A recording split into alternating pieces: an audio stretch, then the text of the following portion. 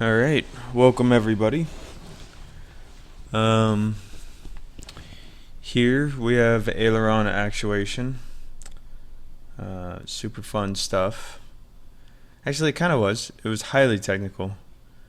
Uh, Lots of measuring, more than I really wanted to do, to be honest. As you can see, I don't have the bottom skins on yet. I chose to do Aileron Actuation and then do bottom skins. It meant putting stuff on and taking it off more, but anyways, quick little photo here. You see that's the way that they tell you how to drill the holes in the aileron tube. It's a part that you cut out from the manual. Just it impresses me the way that Vans figures out how to get you to line everything up accurately like that, just with the manual itself.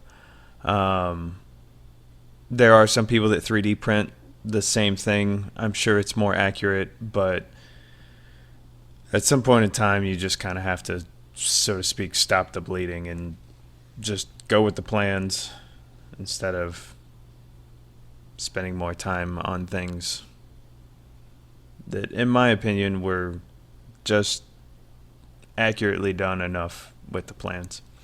Right here, you'll see me put sandpaper in a drill bit. Well, I essentially wrap it around a drill bit. You can see it right there for half a second and right there. But anyways, so I'm trying to remount the aileron push tubes, these small white ones, because the post that is supposed to stick in it was not going in at all whatsoever. So it took a lot of work, but eventually I got it to work. I can't remember exactly what drill bit I used, but it was something that was just small enough to allow sandpaper to be wrapped around it and then fit into the tube.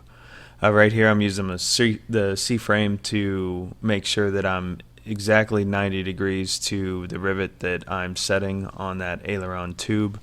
If you don't have a C-frame yet, Aileron Actuation is definitely the time to buy it, because I don't know how else you would do it. I believe, if memory serves right, it was an 11. It was a 460 4-11 rivet that was set, and a squeezer will do fine at 9. It's pretty much maxed out at 10. There's some 10s I still haven't been able to set with it, and 11 is just no go. There's no way. So anyways, this was my way to ensure that that rivet was set exactly 90 degrees. Here I'm working on the bell crank. I don't exactly remember what all was needed with the bell crank. Quick little section there, obviously.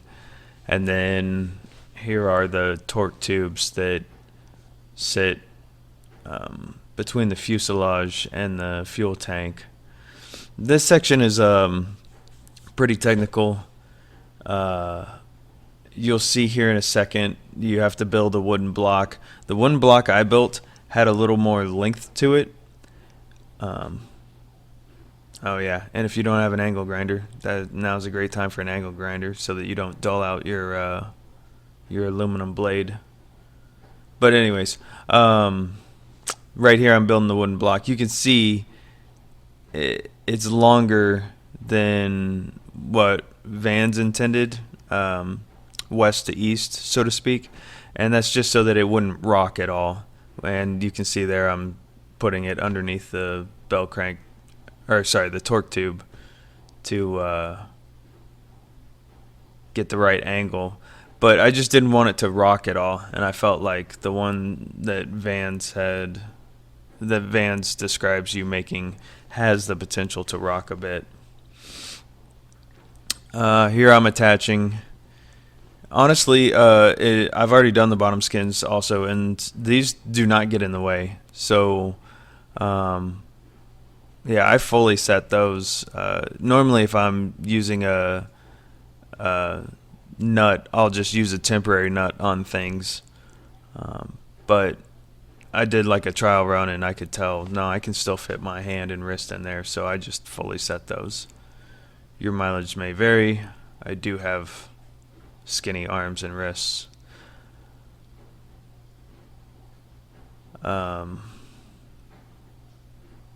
then I bought the servos. I just went ahead and purchased all 3 servos because I don't want to not have those installed either. So here I am installing it. I will say for the bottom skins in this particular area where the servo is, it was barely doable with my skinny arms and wrists. So I can see how most people would probably either wait to install the servo or take the servo back out. But it is also really tough to get that servo in with the bottom skins on. So it's just choose your poison on that one.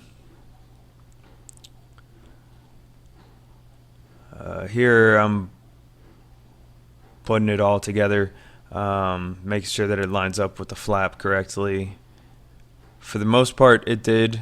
I remember having to back out something about half a turn on this side, and then the other side lined up correctly.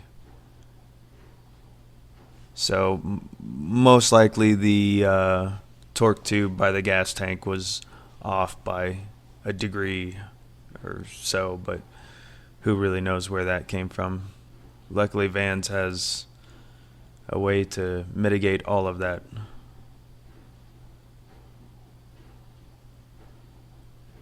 And you can see same thing on this side, just setting it up, and it would be temporary nuts that I'm using right now because I know I'm taking these torque tubes out because there's no way to do the bottom skins with those in.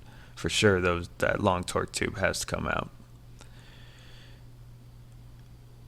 Alright, people of YouTube, I'll see you on the next one.